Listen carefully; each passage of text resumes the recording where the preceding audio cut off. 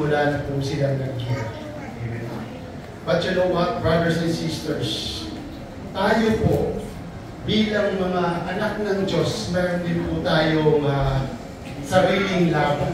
Amen? Meron po tayong sariling laban. Sino po ang nag-a-agree po dyan? Amen? Sa ating araw-araw na pamumuhay, meron po tayong sariling laban. Amen? At alam po natin, ang laban natin ito ay hindi po natin nakikita, bagkos ito ay spiritual na laban. Amen.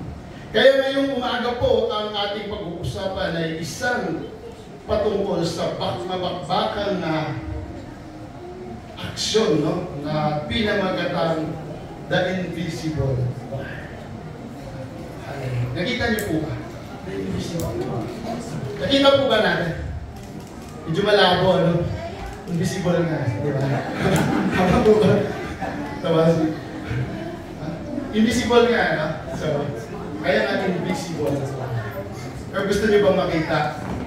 Kaya invisible. Palakpakan natin. Ito po ay hango sa aklat ng Efeso, chapter 6, verse 10 to 20. Ito po ay ang final words of Paul o ni Pablo nung siya po ay nasa kulungan. So, basahin po natin. Ang sabi po sa Ephesians chapter 6, verse 10 to 20, sabi po dito, in the New Living Translation, a final word. Be strong in the Lord and His mighty power. Come on, church, be ready. Put on all of God's armor so that you will be able to stand firm against all strategies of the devil. Diba? Meron tayo po mga laban na hindi natin alam. Bigla-bigla na lang na may nangyayari sa ating buhay na hindi maganda. Dinadaya po tayo ng kalaban. So, kasi sa ating pag-uusapan ngayon, malalaman po natin kung how to fight our enemy.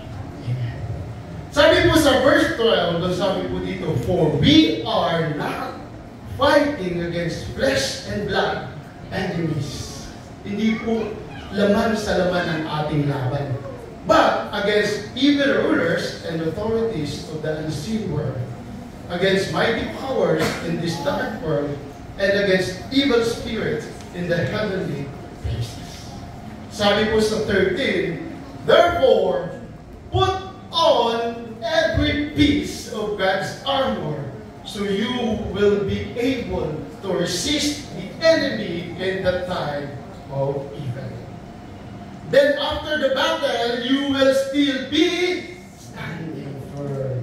So tingnan po natin mga kapatid kung ano-ano po ito. Sabi sa 14, stand your ground. Putting on the belt of truth. Tingnan po natin kapatid sa pagkatapos po nito, meron po tayong enumeration. And the body armor of God's righteousness. For shoes, put on the peace that comes from the good news, so that you will be fully prepared. 16, in addition to all of this, hold up the shield of faith to stop the fiery arrows of the devil.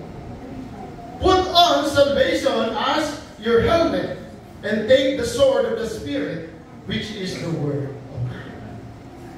Pray in the Spirit at all times and on every occasion. Stay alert and be persistent in your prayers for all believers everywhere. 19, sabi po ni Paul, and pray for me too. I ask God to give me the right words so I can boldly explain God's mysterious plan that the good news is for Jews and Gentiles alike. I am in chains now. Nakagapos po si Paul. Still preaching this message as God's ambassador. So pray that I will keep on speaking boldly for Him as Yeshua. Amen. Amen. Tingnan po natin. Samahan niyo muna ako sa konting panalangin. Yung po tayo sa Hallelujah. Ama namin, salamat po muli o Diyos sa umagang ito, Panginoon, sa kabutihan mo, Panginoon, at sa inyong salita, Lord. Father God, to lift these words of yours, Lord God. We ask you, Father, to bless this, Lord, as those words, O God, are true, Panginoon. Salamat po sa iyong mga kabutihan, Panginoon, sa salita na ito, na muli, O Diyos, ay nawa magamit namin at ma-apply namin sa aming buhay. Turuan mo po kami, buksan niyo po ang aming puso, buksan niyo po ang aming isipan, ang aming mga mata, ang aming bibig, ang aming tenga, O Diyos. Ano man pong mga hadla, mga hindrance sa pakikinig ng inyong salita, we cast out the devil in the name of Jesus. We rebuke them, O God, in Jesus' name. Because the name of Jesus has the power in order for us to have peace, to have joy, and in our lives. Salamat, Lord God, sa mga salita mo ito, O Diyos. Nawa magamit namin sa aming buhay as we heard this message of you in today, Panginoon. Salamat sa umaga nito, sa mga anak mo na kikinig. Bless us, each and every one of us right now, in Jesus' name. Amen.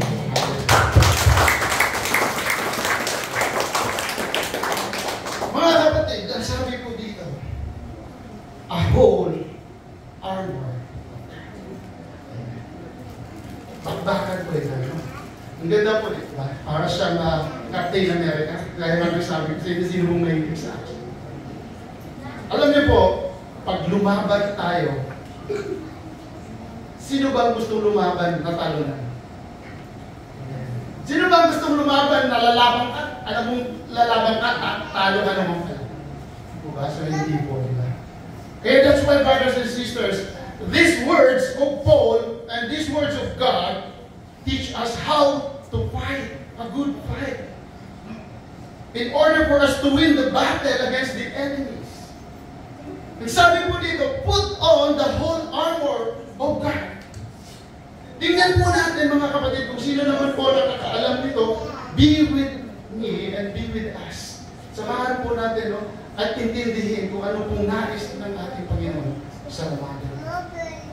Brothers and sisters, these verses in Ephesians chapter 6, verse 10 to 20 is all about the whole armor of God. Ang sabi po sa kanyang salita, sa Tagalog, bilang pagwawakas, magpakatibay kayo sa kalakasan galing sa Panginoon at sa kanyang dakilang kapangyarihan. Isuot ninyo ang buong kasuotang pandigma ng kaloob ng Diyos, upang mapaglabanan ninyo ang mga pakana ng diablo. Amen. Alam niyo, brothers and sisters, that's why our message or our title is Invisible War. Kasi hindi naman po talaga natin nakikita ang kalaban. Amen. In our visual eyes, in our sa mga makikita natin, akala natin wala. Pero minsan, paglakad mo na dapa. Amen? Bakit? There's something behind. The enemy wants you to fall down.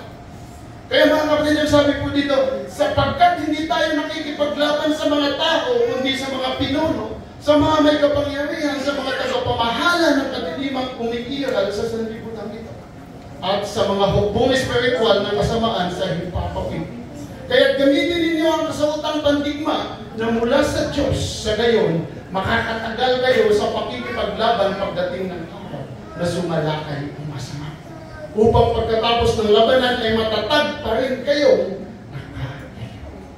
Ang sabi po sa 14, kaya't maging handa tayo.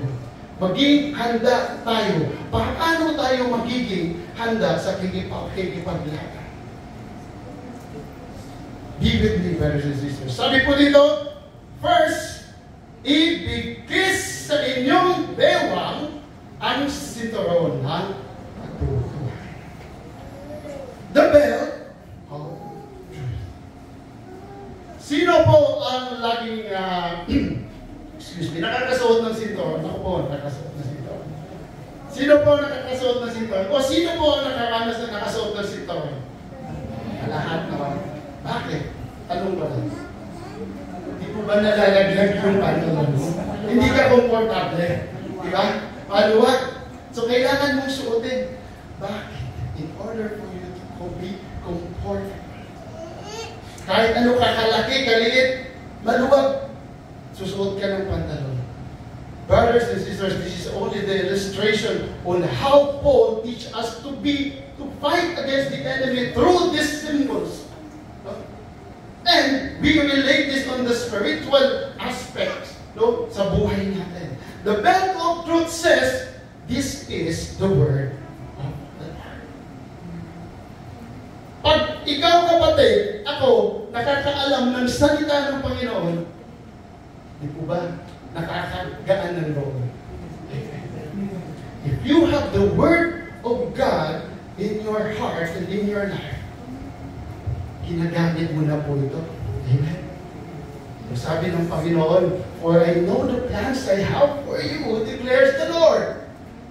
Plans to prosper you and not to harm you. Plans to give you hope in the future. This is Jeremiah 29:11 Brothers and sisters, this is the belt of truth. One of the belt of truth that isusuot po natin. Bakit? And we know and we have to grow in this verse dahil alam niyo po, mangyayari at mangyayari sa bawat isa sa atin. Alam niyo, this is a life testimony. Nung bago po ako umalis ng kapag, ito po ang pinanghawakan ko. And Jeremiah 29:11 says, ang sabi ng Panginoon, pagyamanin ako. Pagkakaroon ako ng bright future. Hindi ba ko pahihirapan? Alam niyo po, napakabuti ng Diyos. Ang sabi ng Panginoon, He will not leave me nor forsake me. He will be with me all to the age of the ages. Panghawakan po natin yan, brothers and sisters. The Word of God is our belt of truth. That's why we have to buckle it up. Alam niyo po, ang belt of truth, sino po ang nakatikim ng hataw ng ang sinturon dito? Sino po nakatikim ng hataw ng sinturon? Masakit po ba? Masakit. Kaya minsan yung ibang anak natin may nang dadaya. Naglalagay ng karton kasi masakit. Bakit? Kasi nagsisinungaling ka. Gumawa ka ng kasalanan. And this belt of truth testify that you have to stay in focus and to be with the truth. The truth, the Word of God. Ang sabi sa salita ng Panginoon, I am the way, the truth, and the life. No one comes to the Father except through me. He is the way, the truth.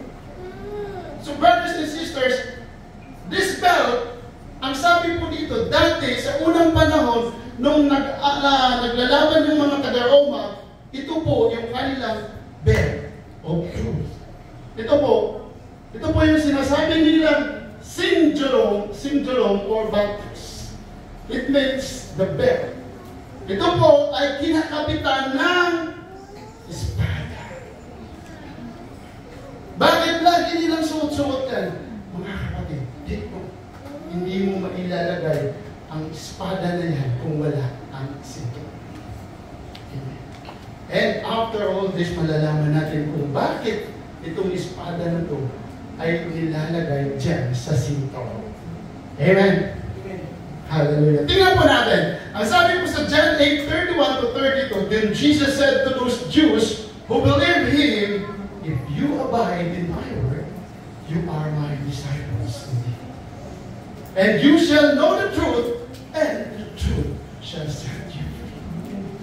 Di po ba pag alam yung katotohanan, kahit papaligtahan ka man, kahit anong gagawin sa'yo, the truth is always a truth. Hindi ka nagsisinungaling. Kailanman, hindi lalayo, ikaw ang kaligtasan. Hallelujah. The Lord Himself, no, He is the truth. And He is the Word.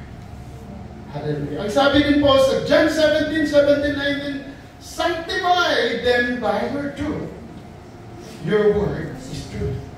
As you sent me into the world, Jesus said, I also have sent them into the world. And for their sakes I sanctify myself, that they also may be sanctified. Ang katotohanan at ang katotohanan ay walang iba kundi ang ating Panginoong Jesus. He is the Word from the beginning, and He is the Word that comes alive. And He is Jesus. Hallelujah. Ang sabi po sa John 14:6 na sabi kanina, Jesus answered, I am the way to truth. No one comes to the Father except si Jesus lang, mga kapatid. Sa mga bago po, you are so welcome and we are so blessed. Palakpakan po natin sa mga bago na. Mamaya po, so, mga kapatid, especially dun sa mga bago, we are only preaching here. No? The name of Jesus is our King and King of Kings in the Lord. Wala po tayong itinataas dito kundi ang pangalan ni Jesus. Hallelujah. Ang sabi po niya, brothers and sisters, sabi po dito in John 4:23-24, but you know, the hour is coming, and now is when the true worshipers will worship the Father in spirit and in truth. For the Father is seeking such to worship Him. God is spirit, and those who worship Him must worship in spirit and in truth. Kanina, ang ganda ng worship natin. Palakpakan natin si Lord sa ating napakagandang worship. Thank you for worshiping natin. Alam niyo po, mga kapatid, if you worship God the Father, hindi ka pwedeng mag-worship na nasa world yung dimension. Our God is Spirit. He is looking for the worshiper who worship Him in spirit and in truth. Kaya kung saan-saan napupunta yung pag-iisip mo, brothers and sisters, you are not worshiping God. But if you align yourself to the Father in His Spirit, you are one dimension. Lahat po yan ng mga gusto mo, lahat ng mga nais mo, sigurado tayo ibibigay ng prayer. Amen. Amen. Kung hindi tayo sigurado, sigurado po ba tayo? Amen. Amen.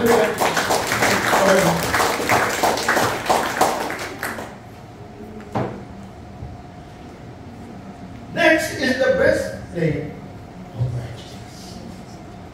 Sino po nakakalam nito? Wala naman po kasi dito, di ba? Dati pa kasi ito eh.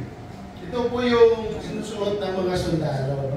Alam niyo po ba, the breastplate of righteousness? Sabi po dito, therefore, put on every piece of God's armor, so you will be able to resist the enemy in the time of evil. Then after the battle, you will still be standing firm, stand ground, putting on the belt of truth, and the body armor of God's righteousness. Who among us today is righteous? Sino mo ang righteous sa ngayong umaga nito? Brothers and sisters, itaas mo natin ang ating kamay. If you feel you are righteous, you are righteous. Bakit? Hindi ka magiging righteous kung hindi dahil sa Panginoon.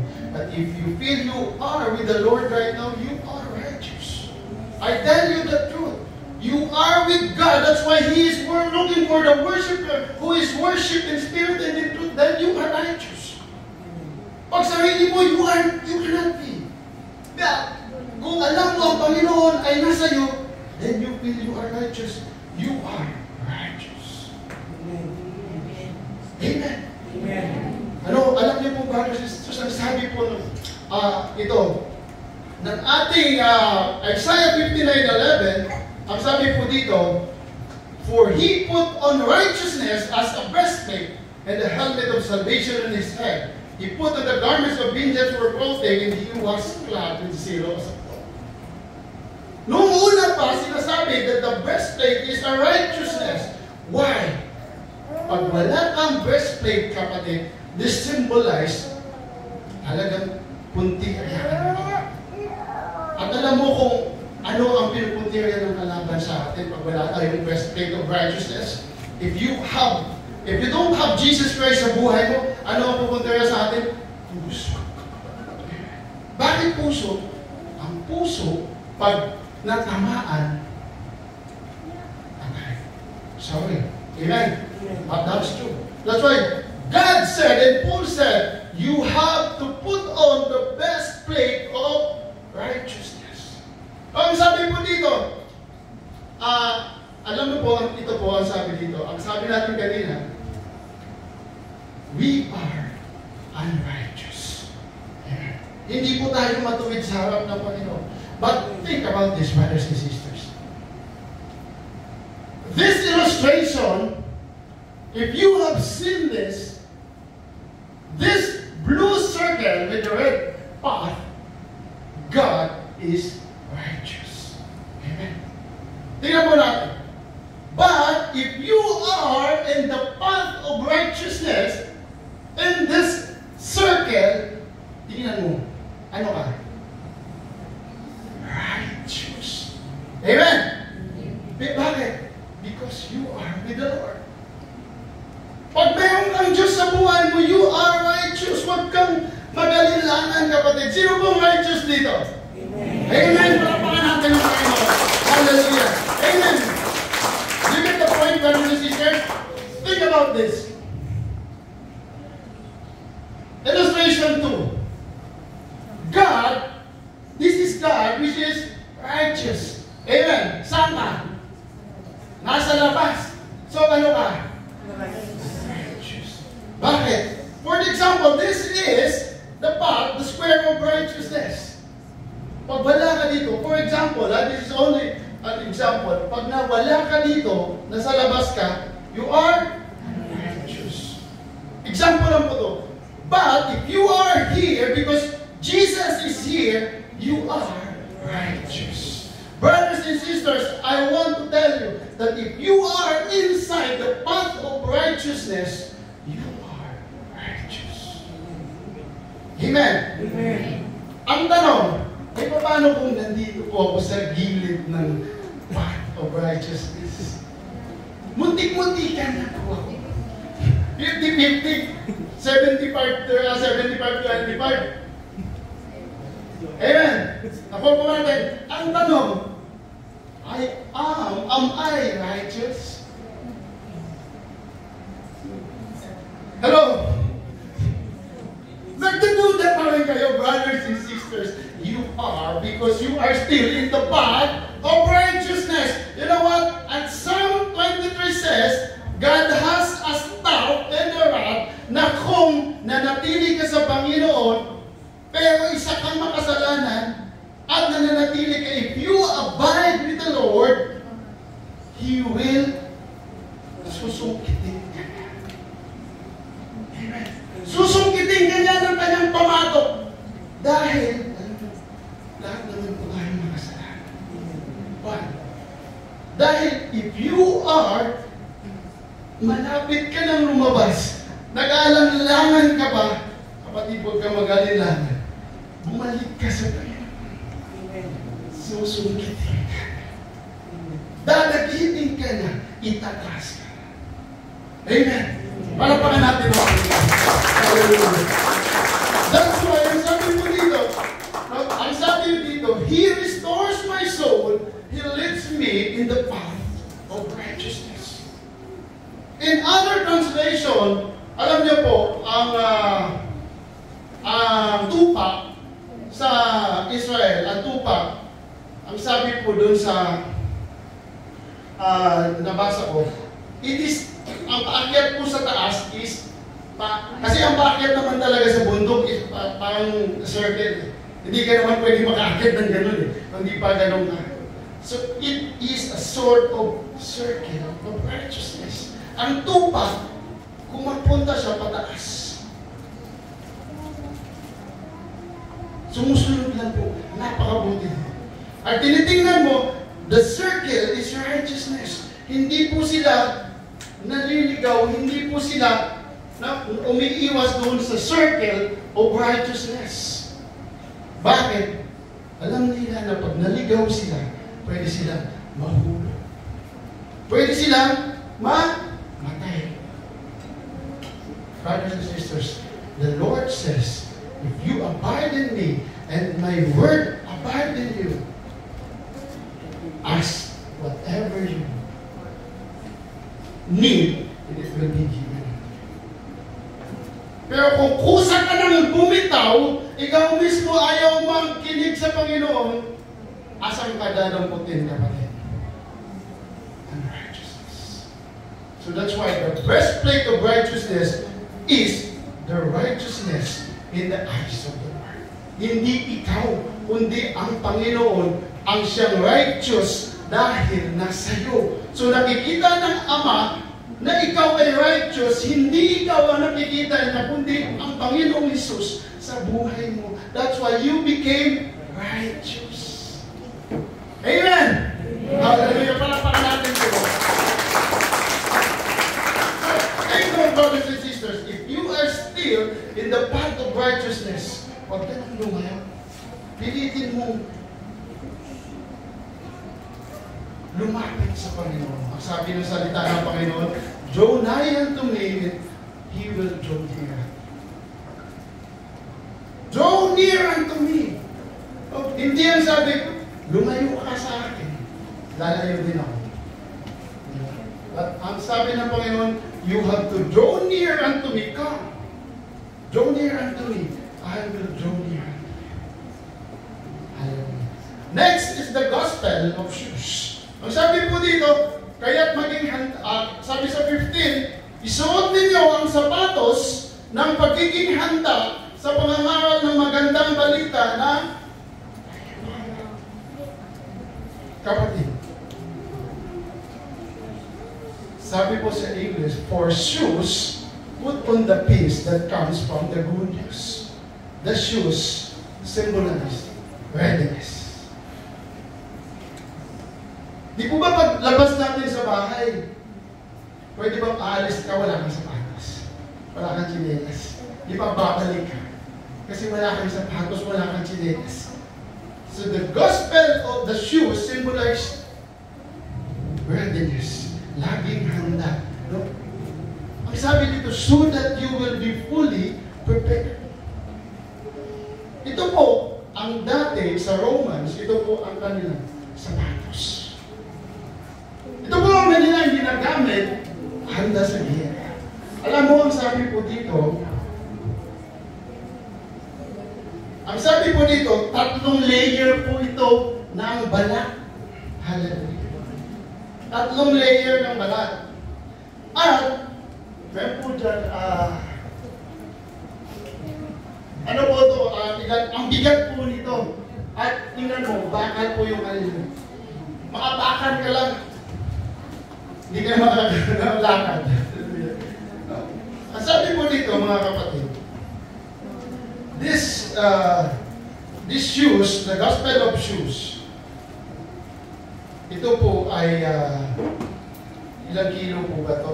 Dalawa halos eh. Kasi dahil sa bakal na hindi ko lang na-lista po. This Caligay, sabi po nila, is a 3 leather layers. Tatlong layer ng leather. Ang tagal niyang mapudpud, ang tagal niyang masira. So, this design for marching and fighting. Tingnan niyo naman po yung tali niya, di po ba? Kahit hindi po talagang makakatakbo siya ng nahihig. Hallelujah. So, brothers and sisters, this gospel of shoes is for peace. For anyone who will go to share the good news, brothers and sisters, put on the gospel of shoes. Bakit inilagay ang sapatos? Symbolize ng gospel of shoes. Ang sabi po sa Psalms 37:23, the steps of good and righteous man are directed and established by the Lord. And he delights in his way, he blesses his path. Brothers and sisters, hindi naman ikaw, gustuhin mo man, minsan hindi ka natutuloy. Pag si Lord ang may gusto, hindi mo alam bakit ka sumunod. Amen. And by the way, we have our Bible study yesterday sa bahay na, sa Old Barrio Outreach, no? Because tinalakay po natin the gospel of shoes. this is the history of church. We have now a Bible study. Kahapon-tayo kayo Panginoon. So tayo po, sa lugar po nila ni Sister Levy, mamaya po, may pakita po natin dyan. Ano? Nakakatuwa po kasi po bakit? Pagdating po namin, 26 na po sila kakagad. Grabe. Tingnan mo, halos kalahati na ng... You know what? The Lord is really good. Piniprepare na talaga ni Lord ang lilipatan. At pupunta na. Ito po sila. No? Sila po ni Nanay. Welcome po na. Ito mga anak niya. Yung iba hindi po. Ito po muna. Praise God. Salamat po sa pagdalo. Alam niyo po, ang sabi po dito, the Lord directs the steps of the godly. He delights in every detail of their lives. Mga kapatid, ang buhay mo, alam at alam niyo. Pag bitbit mo si Lord, hindi lang pwedeng bitbitin mo lang, kundi isi-share. Amen. Pag sinasabi, di ba pag may paninda ka, gustuhin mo lang ba na bitbitin siya? Pag punta mo, pagbalik mo, paninda mo pa. No, brothers and sisters, if you have Jesus sa buhay mo, sa buhay ko, that's why nag-uumapaw po yan. That's why nag-uumapaw po tayo ngayon. Amen? Bakit? Hallelujah, wala pa natin si Lord.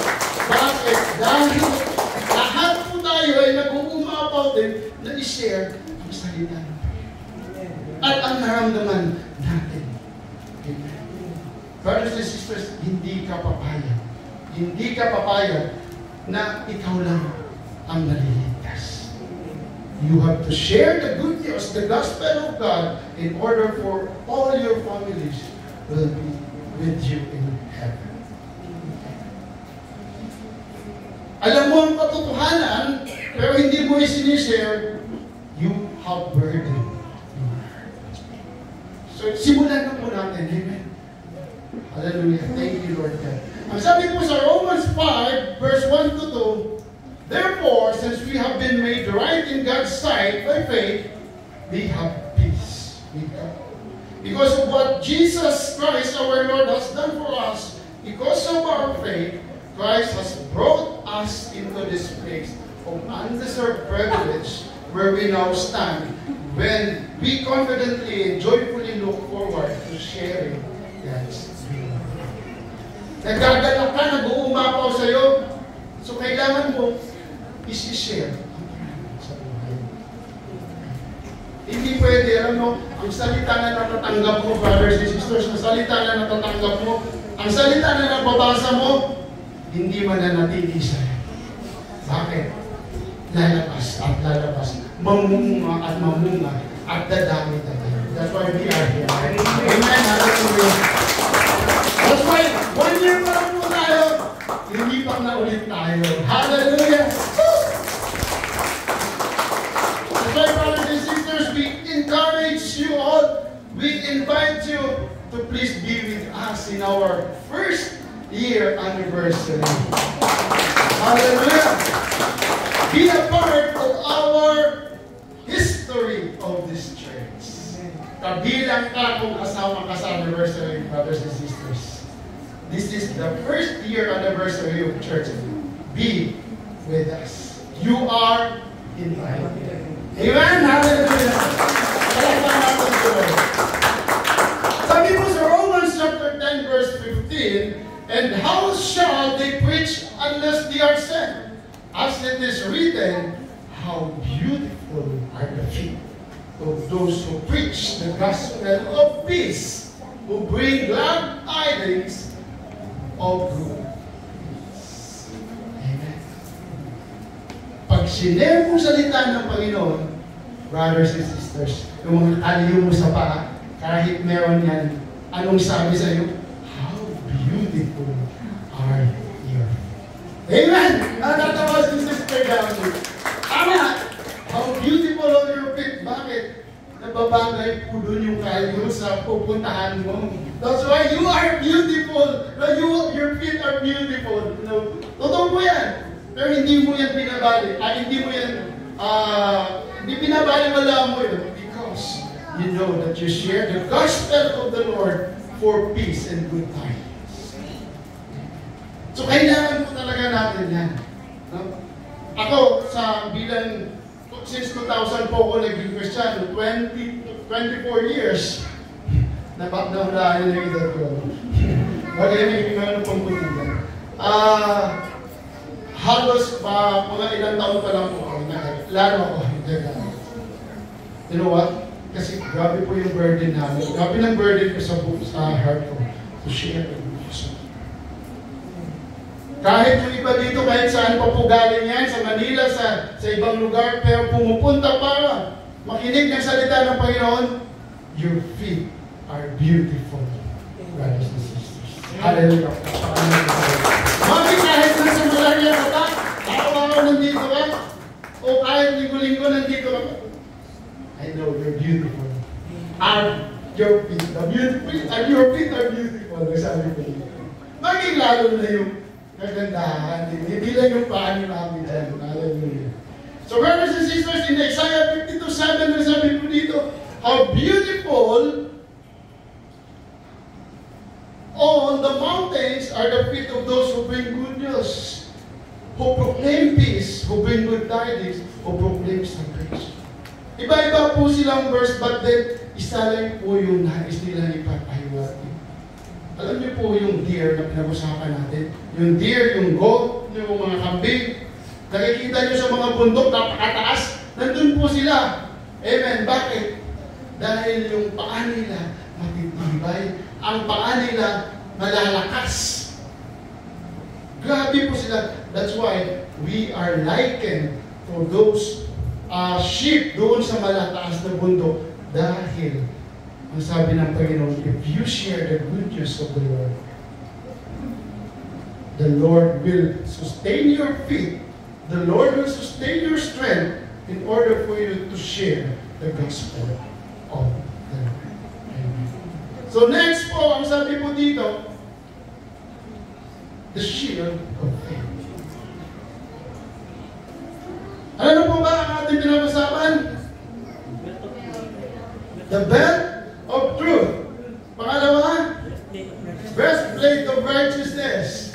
Tandaan niyo po the belt of truth, breastplate of righteousness, the gospel of shoes, the shoes of gospel, the shield of faith. Yeah. Saan po sinusuot po shield of faith? Ay. Ang nakita po natin kanina, no? Pwede ba just yung taon? Nakita po ba natin yan, di po ba? This is the shield of faith. Hallelujah. The shield of faith says,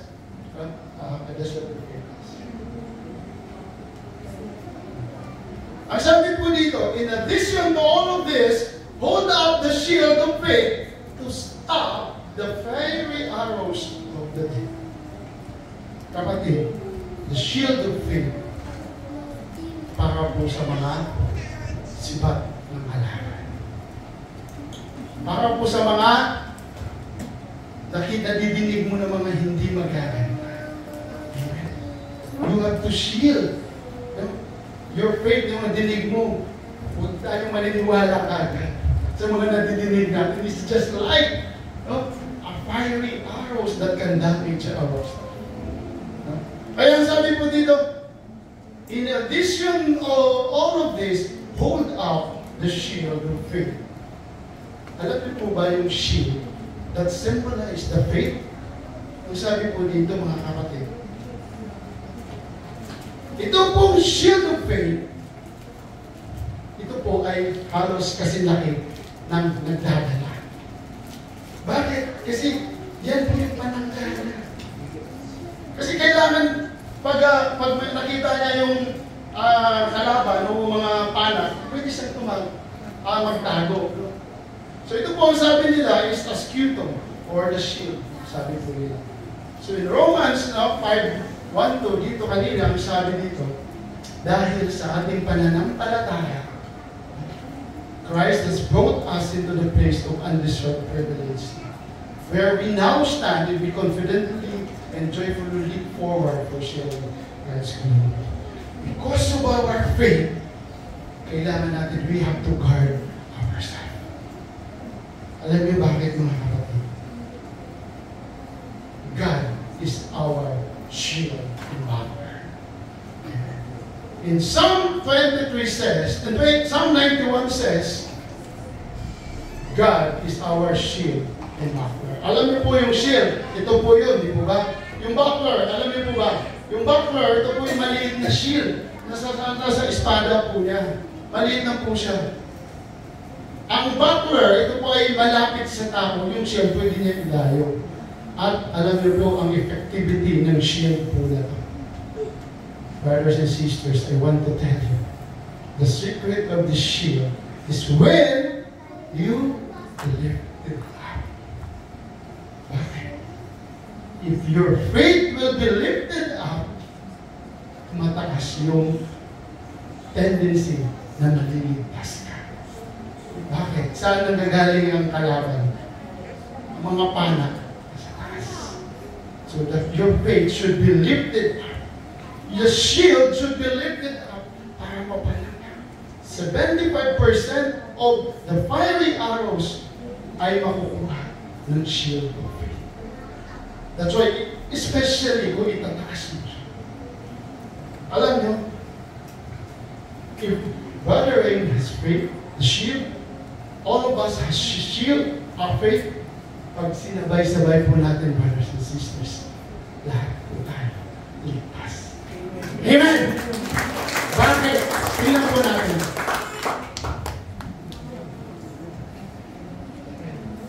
Sigurado bang may matatamaan dyan? Napakaliit ng chance na matatamaan. Because our faith will be united with the Lord. Nakikita po natin that we are saved. How much more if the Lord is also with us? God is our shield and fortress. He is the shield and the buckler. He is the shield and the reward, as Moses and Abraham says. Kapatid, kahit sa bahay natin, pamilya natin, we have to lift our faith, which is Jesus, then we know the very power of this shield. Makikita po natin. Amen! Hallelujah! Palakpakan natin sa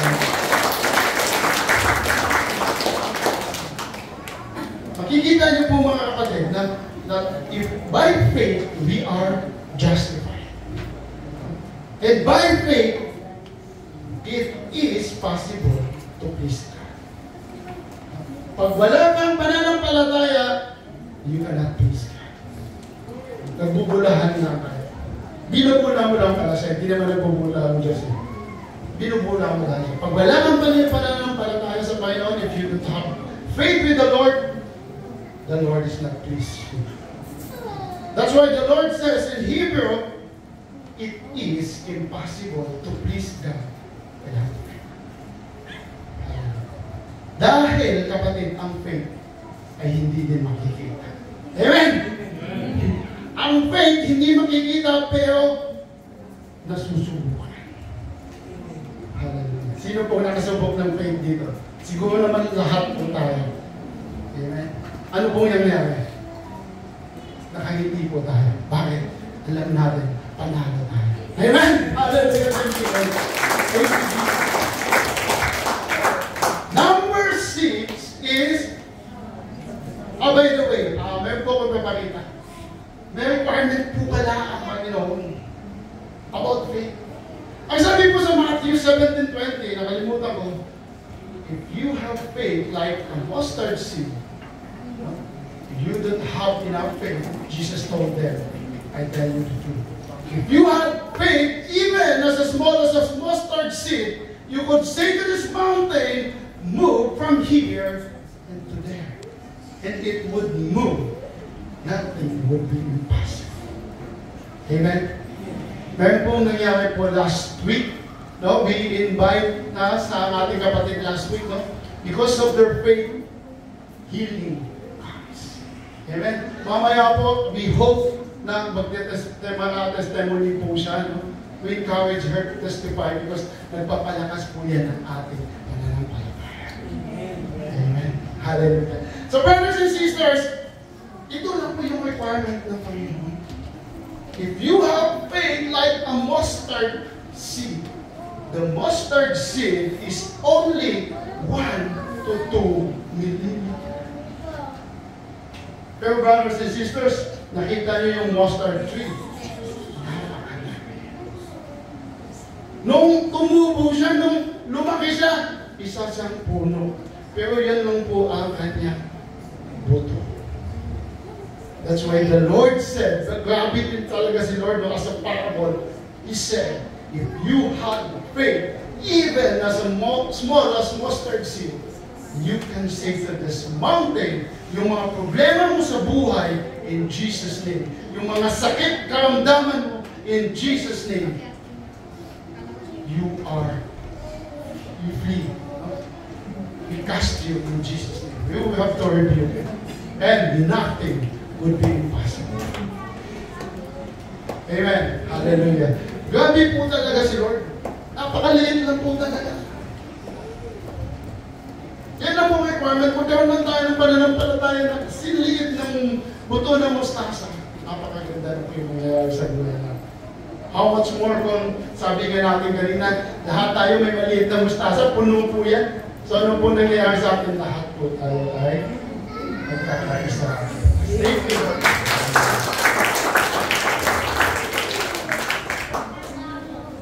Last, ang sabi po dito is the helmet of salvation. Sino po ang nagmumotor?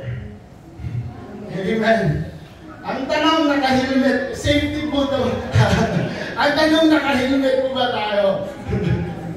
Brothers and sisters, the Bible itself says, you have to put on the salvation as your helmet.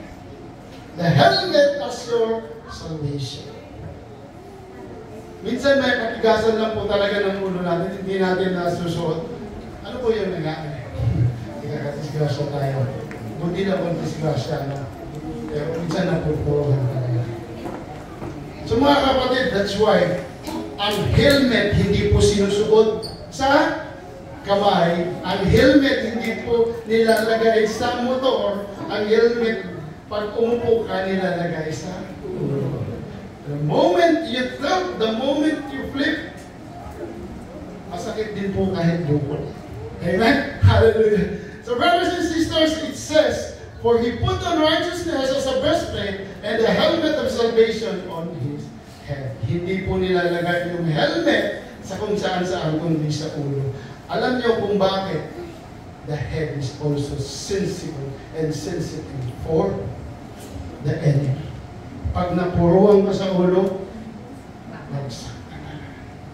Alam niyo, that's why this message of Paul, tingnan nyo maigigit. Please be observant, brothers and sisters. Ang mga sinasabi ko dito, puro critical. No? Ang helmet, kailangan dahil sa ulo. Ang breastplate, sa puso. Ang paa, pag napilay din, hindi ka din makakalakad. Pag wala ka din shield, tamaan ka din. Napakaganda po ito. So brothers and sisters, ang sabi po dito in Ephesians chapter 2 verse 8, God saved you by His grace when you believe. And you can take credit for this. It is a gift from God. Salvation is not a reward for the good things we have done. So none of us can boast. So pag natanggap po natin ang Panginoong Hesus, hindi po dahil sa sarili mo, kundi dahil sa grasya. Kung magkasalanan ka man, kapatid, if the grace of God, no, if God give His grace to you, you are saved. Kasi hindi niya tinitingnan kung ano kalaki yung kasalanan mo because His grace is much bigger than your sin. Ang sabi nga sa kanyang salita, if the sin is like the sea, His grace is like the ocean. Pero may babala po ang Panginoon, huwag ka nang magpatuloy. Pag Pag sobra, masama. Okay lang yan kasi malawak naman ang grasya ng Panginoon. Isang ocean, ang kasalanan ko, isang dagat naman. Tuloy pa rin. Hallelujah. May, sabi nga nila, yung pag-alan ng bigas ay may hangganan. Amen? Palapakan natin si Lord. Alam mo po kasi pag sabi ko dito, if you put on the helmet of salvation, brothers and sisters, kailangan you have to work out. Hindi po porket ligtas ka lang, natanggap mo ang Panginoon. No? You have to work out your salvation every day with fear and trembling. Alam niyo, mas maganda kasi medyo natakot. May takot ka sa Panginoon, hindi sa mga tao at sa kalaban. Sa Panginoon ka natatakot. Bakit? Your salvation is at hand. Napakaganda po. Sabi po sa Romans 6:23, for the wages of sin is death, but the free gift of God, that is His remarkable, overwhelming gift of grace to believers, is eternal life in Christ Jesus. Kaya kung ikaw ay may kaligtasan, ingatan. Hallelujah. Next is the sword of the Spirit. Kita po ba natin? Ito po yung pang-anim. The sword of the Spirit. Sabi po natin kanina, tingnan po muna natin. Sabi sa 17, put on salvation as your helmet and take the sword of the Spirit, which is the Word of God. The sword of the Spirit is the Word of God. Ang sabi po dito, bakit magkasama doon sa belt of truth? Bakit magkasama itong belt of truth at itong sword of the Spirit? Hallelujah. Hallelujah. Ito po, nakita po ba niya yan? The belt of truth, ang sword, ay laging nakasukbit doon sa belt. Alam niyo, brothers and sisters, lagi po silang magkasama. Bakit? The belt of truth symbolize the defensive mechanism of Christian. But the sword of the Spirit is the offensive mechanism of the Christian. Amen? Nakuha ba natin? Hindi po pwedeng lahat lang sila defend. If you are Christian, pwede ka din mag-offense sa kalaban. That's why God said, the word of the Spirit, the sword of the Spirit is the word of God. The belt of truth is the word of God. Pag meron kang salita ng Panginoon, kapatid, lumalaban ka. Amen. Dahil alam mo nga yung matutuhanan na nakasukbit sa iyo at mayroon kang salita na pangtagal. Ang sabi po sa salita ng Panginoon, for the word of God is alive and powerful, it is sharper than the sharpest two-edged sword, cutting between soul and the spirit, between joint and marrow. It exposes our innermost thoughts and desires. Nothing in our creation is hidden from God. Everything is naked and exposed before His eyes. And He is the one to whom. Yung sword of the Spirit is the double-edged sword. Matalim na pwedeng panghiwa, no? At pangputol hanggang abot hanggang buto. Kaya po kapatid, if you have the sword of the Spirit or the Word of God, huwag kang matakot. Yun ang iyong panlaban. Hindi ka lang laging umaatras, dumidepensa, attack ka din minsan. Amen? Palakpakan natin si Lord. So, brothers and sisters, samahin po natin. Perfect po ba tayo? Hallelujah. Ano po ba yan? Number one is we have to put on the belt of truth. Then number two is the breastplate of righteousness. The number three is the sandals of readiness or the shoes, shield of faith, the helmet of salvation, and the sword of the Spirit. Perfect po ba? Sino po naman perfect yan? Tandaan po natin, brothers and sisters, ha? Ito po ay only illustration, but please, it can relate to our spiritual life. Tingnan po natin. Amen. And you know what? As a conclusion, brothers and sisters, sabi ng Panginoon, in verse 18, the last powerful message of Paul is to pray in the Spirit. At all times and on every occasion. Hindi niya sinabi kung nandito ka lang. Amen. Hindi niya sinabi kung pag-alis mo lang sa bahay. Pero sabi niya, pray in the Spirit at all times and on every occasion. You have to stay alert and be persistent in your prayers for all believers everywhere. Apostle Paul says, we have to pray in the Spirit. Gaya nga na po ng ating tinalakay nung nakaraang linggo, you can be in the highest place if your knees touches the ground. Amen. Gaya po ng sundalong ito, gaya po ng bawat isa sa atin. If we have to pray, we have to kneel down before the Lord, we have to bow down. It is not our battle to win, but it is God's battle for us. Amen. Kaya po anong nangyari? Amen? Panapahan natin ang Panginoon. Hallelujah! So we, as the overcomer, hindi po dahil sa gana natin. Our battle is the Lord's battle. What we need is to put on the whole armor of God and pray in the Spirit. Panalo. Sino ang mga panalo na anak ng Diyos? Taas natin ang anak. Walang panalo dyan. Tayo po tumayo at dahil panalo pa tayo. Hallelujah. Thank you, Lord God.